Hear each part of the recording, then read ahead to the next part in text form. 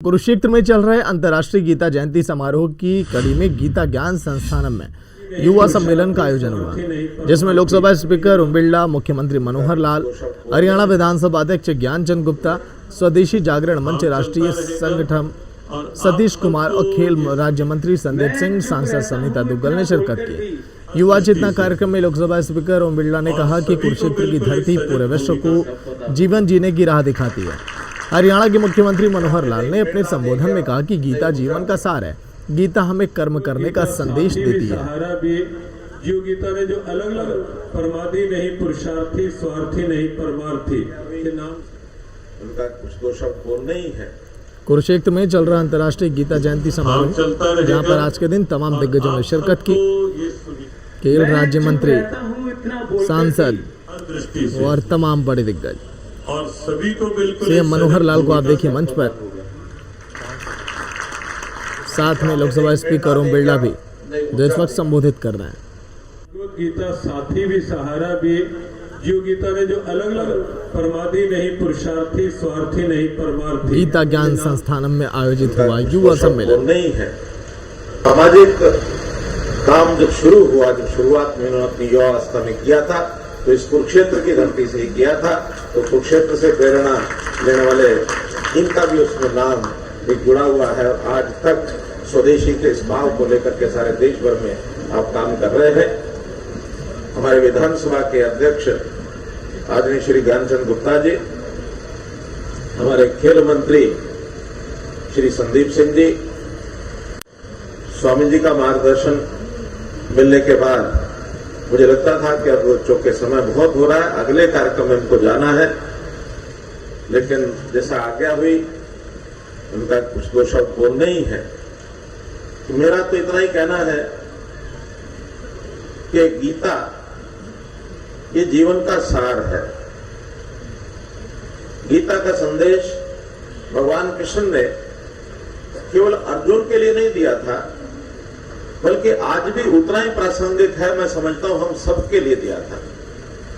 और ये गीता का संदेश अपने जीवन में पूरे का पूरा उतर जाए तो इस जैसी तो बात नहीं, लेकिन अगर एक श्लोक भी ठीक से आपने जीवन में उतार लिया तो जीवन में बहुत बड़ा परिवर्तन आ सकता है। भगवान गीता के उन उपदेशों को, इस गीता के ज्ञान को पूरे विश्व के अंदर व्यापक उसका शोध हो। आज देश के कई विश्वविद्यालयों के अंदर, विश्व के कई देशों के अंदर गीता पर व्यापक शोध हो रहा है।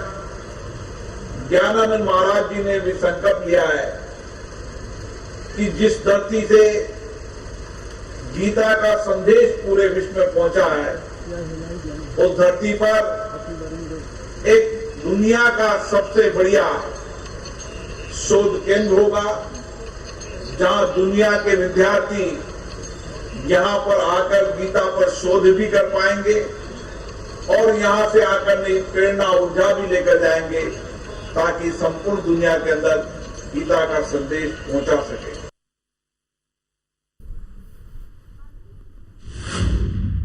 फरीदाबाद में हरियाणा के सीएम मनोहर लाल ने खुले में नमाज को लेकर बयान दिया। उन्होंने कहा कि खुले में नमाज नहीं होनी चाहिए, इसको बर्दाश्त नहीं किया जाएगा। मुस्लिम समाज के लोग खुले में नमाज नहीं करें, भले ही वो अपने घर में नमाज करें। जिला प्रशासन नमाज को लेकर बातचीत कर रहा है। और ये सारी चीज धार्मिक स्थल इसीलिए बने होते हैं कि वहां जाकर के करें। खुले में हमने यहाँ पुलिस को भी कहा है, हमारे डिप्टी सिक्योरिटी कमिश्नर को भी कहा है कि इस विषय को रिजॉल्व करना है। और रिजॉल्व करने में हर कोई अपनी जगह पर कोई नमाज पढ़ता है, कोई पाठ करता है, कोई पूजा तब्दील करता है, उसमें हमें कोई दिक्कत नहीं है। और ये सारी चीज धार्मिक स्थल इसीलिए बने होते हैं कि वहां जाकर के करें। खुले में ऐसा कार्यक्रम नहीं होना चाहिए कि नमाज पढ़ने की जो प्रथा यहाँ खुले में हुई है, ये कतई भी सहन नहीं की जाएगी, लेकिन इसमें से उन साथ बैठ करके एमिकेबल सोल्यूशन निकाला जाएगा। उन्होंने भी कहा कि बहुत सी हमारे पास जमीनें हैं जहां हमें अनुमति दी जाए, या कुछ जमीनें ऐसी हैं जो उनकी अपनी जमीन होगी या वक्फ की होगी, उसमें कहीं एनक्लोज्ड एरिया है, वो भी कैसे उनको उपलब्ध कराया जा सके, और या फिर अपने घर में नमाज पढ़े, खुले में नमाज पढ़ करके। और ये आपसी टकराव भी है, नहीं होना चाहिए। आज के दिन किसान आंदोलन समाप्त होने के बाद किसान घर वापसी कर रहे हैं, जिसके चलते नेशनल हाईवे पर अलग ही माहौल नजर आ रहा है। अंबाला की शंभू टोल प्लाजा पर किसानों ने दुश्मनी साहिब का पाठ रखवाया, जिसमें किसान और महिलाएं शामिल हैं। इसके बाद अरदास करके जलेबियों का लंगर शुरू किया गया। किसान खुशी के मारे एक दूसरे को जलेबियां खिला रहे हैं। वहीं दूसरी तरफ बॉर्डर से आए किसान और महिलाएं दोस्त ढोल नगाड़ों के पर नाचकर अपनी खुशी जाहिर की।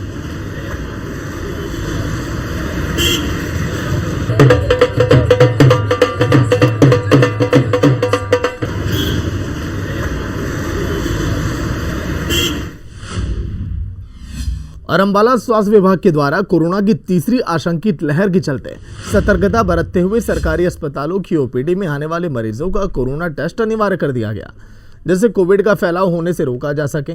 प्रदूषण बढ़ने के चलते सरकारी अस्पतालों में मरीजों की संख्या में बढ़ोतरी देखने को मिली।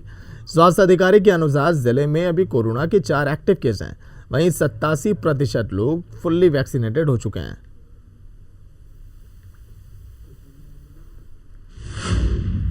दिल्ली से लेकर हरियाणा और पंजाब के टोल प्लाजा पर बैठे किसानों की आज घर वापसी हो रही है। 3 कानूनों की वापसी और अन्य शर्तों पर सहमति बनने के बाद आज किसान टोल प्लाजा पर जिस तरह से उठे वो तस्वीरें आपने देखी, और गदौला टोल पर भी कुछ ऐसा ही नजारा दिखाई दिया। यहाँ पिछले 1 साल से किसान धरने पर बैठे थे। उन किसानों को भारतीय किसान यूनियन की तरफ से सम्मानित किया गया।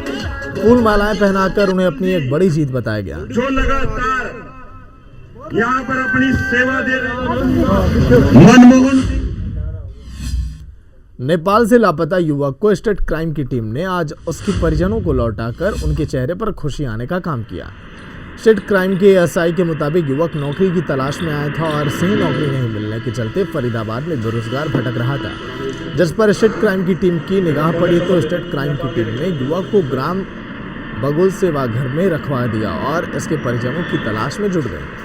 उन्होंने इसके बारे में नेपाल के रेस्क्यू ऑफिसर नवीन जोशी से संपर्क किया, जो नेपाल के खोए हुए लोगों को खोजने में मदद करते हैं। जिसके बाद नवीन जोशी ने नेपाल में युवक का पता खोज निकाला और उसके परिजनों से संपर्क किया और आज कागजी कार्रवाई पूरी कर ली गई और परिजनों को सौंप दिया गया। कॉन्टैक्ट नंबर ले लो, नेपाल के